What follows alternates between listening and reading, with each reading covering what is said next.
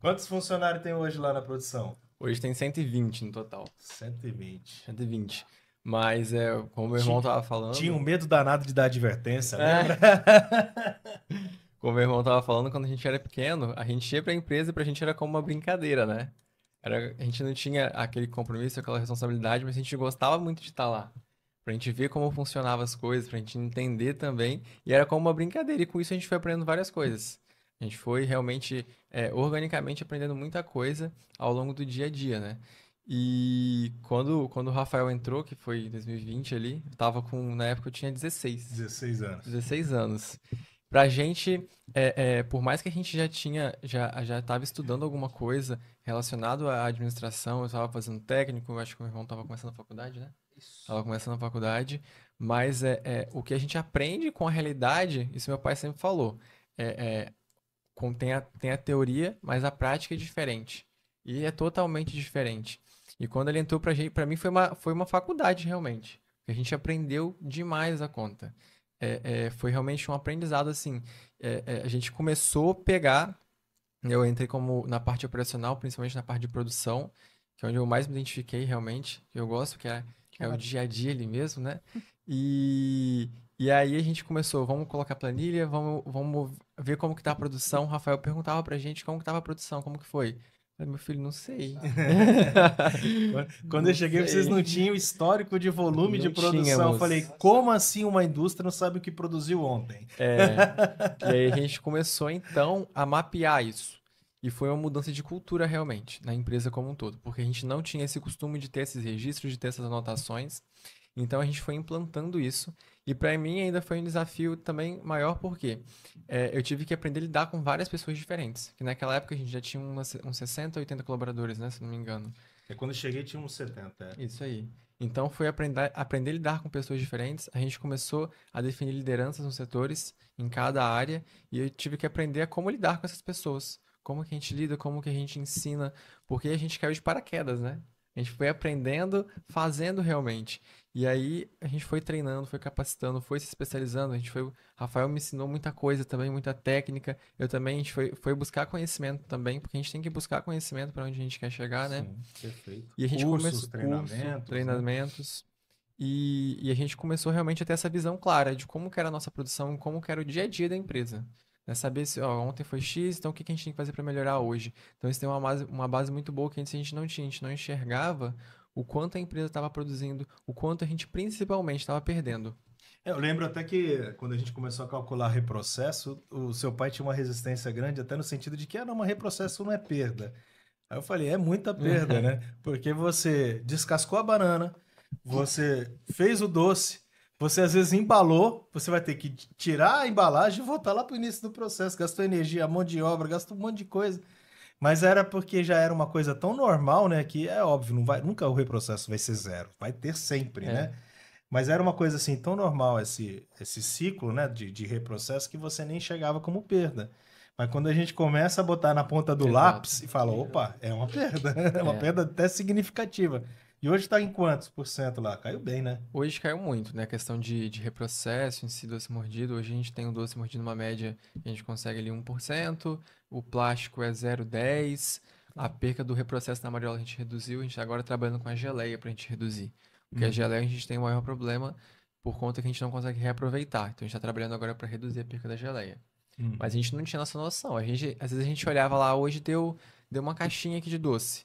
Mas só que uma caixinha num dia é beleza, tranquilo. Dá um valor monetário pequeno. Só que quando a gente junta aquilo em um mês, em um ano que a gente foi ver, a gente quase caiu de costas. O quanto que tava indo dinheiro pro ralo realmente, e que a gente não tinha essa noção, não tinha essa percepção, porque às vezes era o dia a dia. Olhei um pouquinho aqui, beleza, tranquilo, tá aceitando, né? E aí a gente começou a trabalhar em cima depois disso em ações.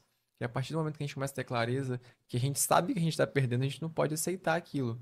Então a gente começou a trabalhar em ações realmente corretivas, que eram as reuniões que a gente fazia. Não, Uhum. vamos fazer isso aqui então, vamos fazer tal coisa, isso, isso, isso. E a gente foi trabalhando essas ações que foram dando certo. Porque é o TBC, né? A gente tem que fazer ação, mas a gente tem que a técnica que a gente aprendeu, acho que eu aprendi com você essa. E a gente também está aprendendo, a gente sempre várias pessoas falam dela, né? Que é eu tirar a bunda da Na cadeira. cadeira. Ir lá e fazer. Com teu pai no início era o contrário. É, bota a bunda na Bota a bunda cadeira. na cadeira e vem sentar aqui pra gente bater papo, pra É, gente conversar. isso aí. Então, assim, também foi um desafio muito grande para eles também, porque tinha que ter a frente da empresa ali, né? Eles tinham que tá vendo como que estavam as ações. Então, até acostumar isso também. A treinar outras pessoas para fazerem o que eles faziam. Uhum, Que é dar um certo receio, né? sim. A gente tá ali no dia a dia fazendo, e agora como que eu tenho que colocar uma outra pessoa, treinar uma outra pessoa? É um desafio muito grande. A gente pegar uma outra pessoa, ir lá, ter a confiança para treinar ela e colocar para fazer aquilo e confiar que ela vai fazer bem feito. Então esse foi um desafio, já mudou, É mudança mudança cultural. cultural mesmo, né? Cultural, que tem que começar de cima para baixo. Então começa com eles, depois vem a gente, aí vai as lideranças até chegar na ponta final realmente, né? Uhum. Então isso a mudança cultural ela é muito importante trabalhar realmente é a cultura da empresa. E hoje, né, ano passado, recentemente, aí a gente já começou a fazer isso. Antes tinha, a gente colocou, porque a gente tem que ter ao nosso lado pessoas boas e capacitadas também para a empresa crescer. Sim, tá. Já qualificar a sua equipe de Qualificar, fato, né? Trazer qualificar a gente com equipe. experiência, alguns especialistas em determinadas áreas, né? Por Exatamente. exemplo, aquilo que eu falei, quando eu cheguei, praticamente tinha a Cláudia no final administrativo É, financeiro como um todo. Hoje tem quantas pessoas no administrativo financeiro da empresa? cara, hoje tem, acho que é Uma umas meia dúzia no 10. mínimo? Não, assim, lá em cima tem 10. Tem 10 10 assim. Dá um pessoas. total de De 10. uma 10. para 10 pessoas no setor, quer dizer, é muita diferença. Era Isso muita aí. diferença.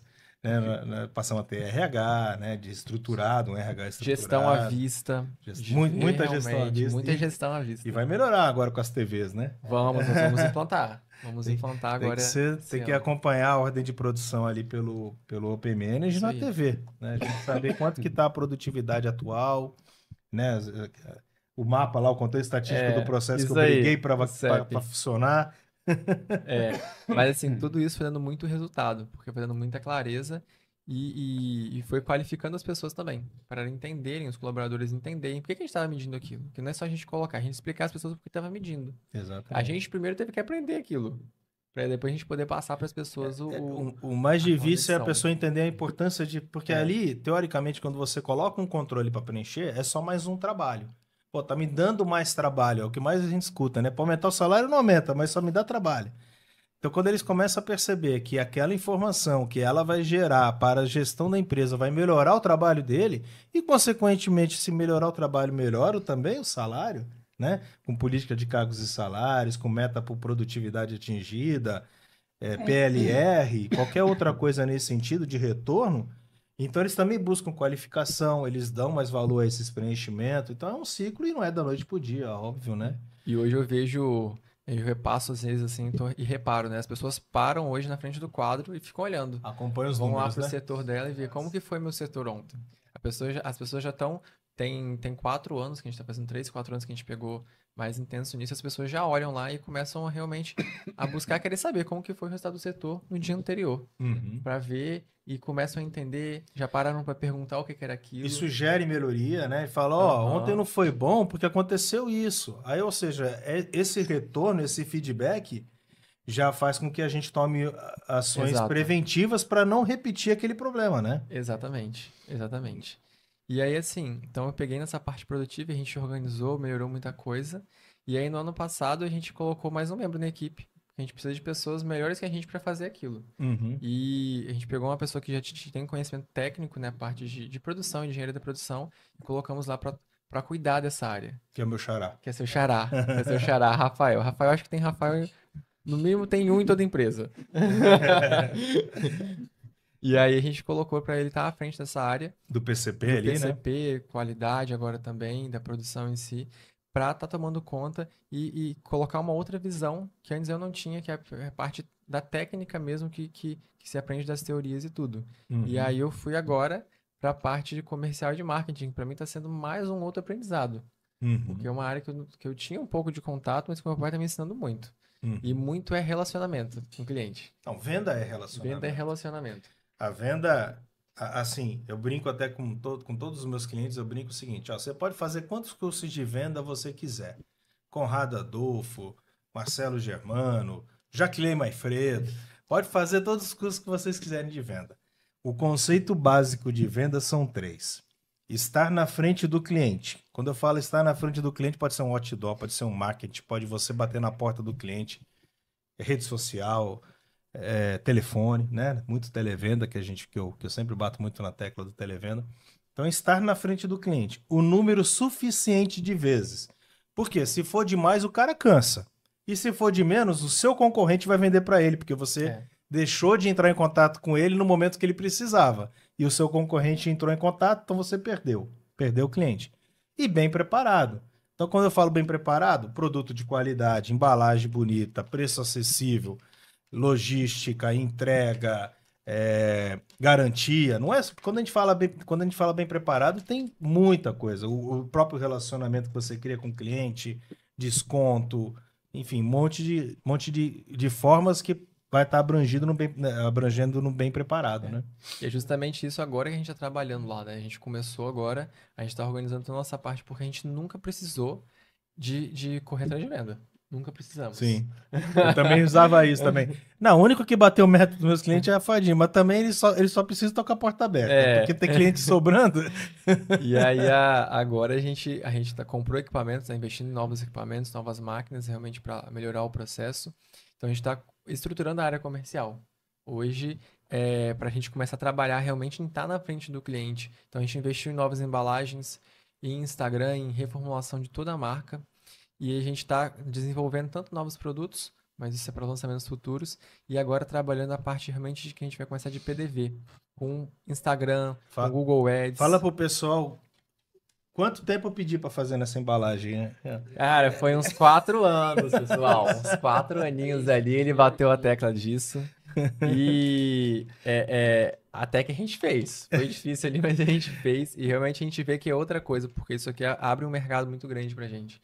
Porque além do produto ser bom, que é muito bom, né? A gente tem propriedade de falar. Assim, Márcio? Assim. A embalagem faz toda a diferença. Na hora do cliente comprar, na hora do cliente ver. Você vê na apresentação da gôndola até, né? Do supermercado, do cliente, já é uma outra visão, né? Então nós lançamos 7 produtos nessas embalagens, que são os produtos com chocolate. E os produtos balinha de banana e mariolas cremosas, tanto zero e com açúcar, né? E que são o maior sucesso, que é os produtos que a gente tá realmente trabalhando forte agora, para nós estarmos colocando nos supermercados, nos mercados aí, que é onde a gente está trabalhando, que a gente vai começar a trabalhar toda a nossa parte de ponto de venda de PDV mesmo. Até o display que a Mari tá abrindo aqui também já foi da minha fase para cá também, né? A gente só fazia praticamente no pacote, no né? bercinho. E hoje já é uma outra forma de apresentação.